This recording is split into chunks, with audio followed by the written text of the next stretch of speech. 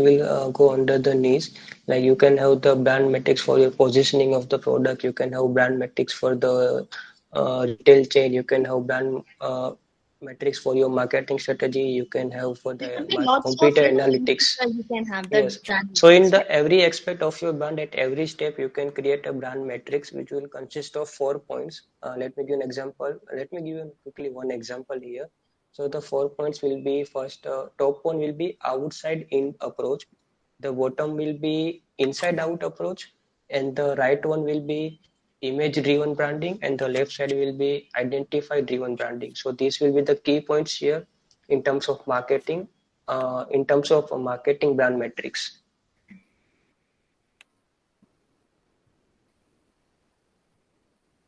Okay. Um, yeah. Yeah. Sir, this is my last question. Hmm. I asked in the group already. So, Please go while ahead. creating a brand logo, in the start you mentioned that it should be like relevant to the brand niche only, right? But why Yes. does brands like Nike, Adidas, Reebok, and Puma does not have a relevant logo according to their niche, which is shoes? So Hmm. their logo is like something like a swoosh or maybe Hmm. a leopard, or there's some lines in that Reebok logo where Hmm. it is not relevant to shoes, which is the main Hmm. niche apart from the fashion Okay. aspect So I though. would like. also like to, point out here, why Hmm. you have brought this question in a seminar like this, right? Why you have brought this question to a workshop is because there is a story behind it, right? Hmm. Because there is a story behind their logo. That is why we keep talking about, right? Right. So people like curiosity. People like to have a story behind everything, right? So one of Hmm. the things that they utilized as a brand strategy, not exactly as a brand strategy, but definitely, as a brand strategy would be that there is a story behind what they do, right? So Hmm. whatever they do, they have constantly made it a point that there is a story behind it, and that is their brand value. That is how it gets talked about. Yeah, Akash, Hmm. you Hmm. can take forward. Yes, so one more example I would like to propose here. It is of Apple. So when the Apple launch, they have some.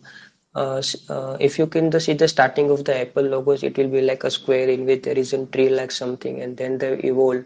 So and then they come to Mila stick Apple with a silver color.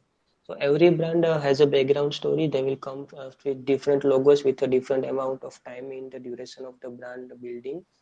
So, and another key point is here is whenever you think about creating your logo, they will come first a point of what kind of logo do you want? Do you want an abstract logo? You want a pictorial logo?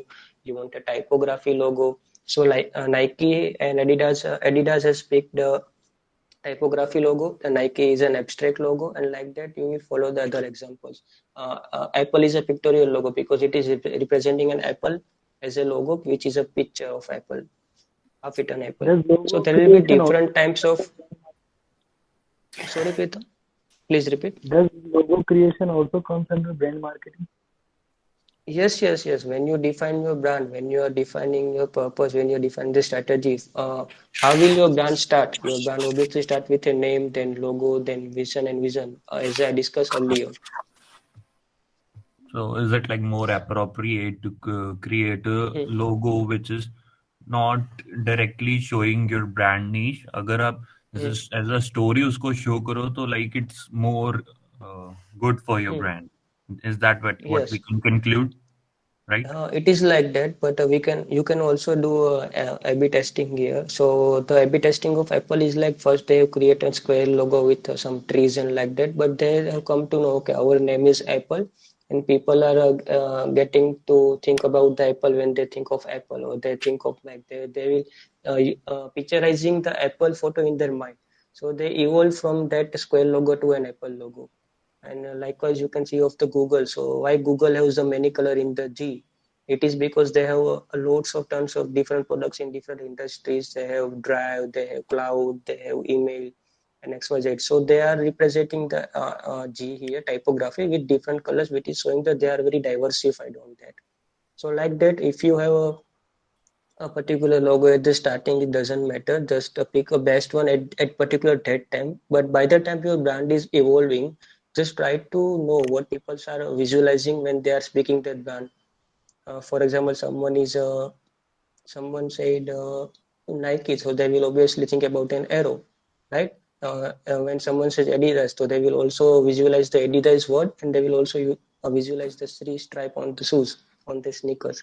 So depending on Mm. that, you have to like think of the logo. Like at the starting of your brand building, pick the best one, and when your brands reach to 3 or 4 years, 5 years of age old, then think how your competitors, not competitors, but your buyers and your target audience visualizing your brand. Based on that, you can redefine your logo. Yeah, how can you differentiate from them and make a different sense of impact in the market, right? Yes, so it is a very deep topic again. It will take Yeah, another 1 hour. Yes. yeah.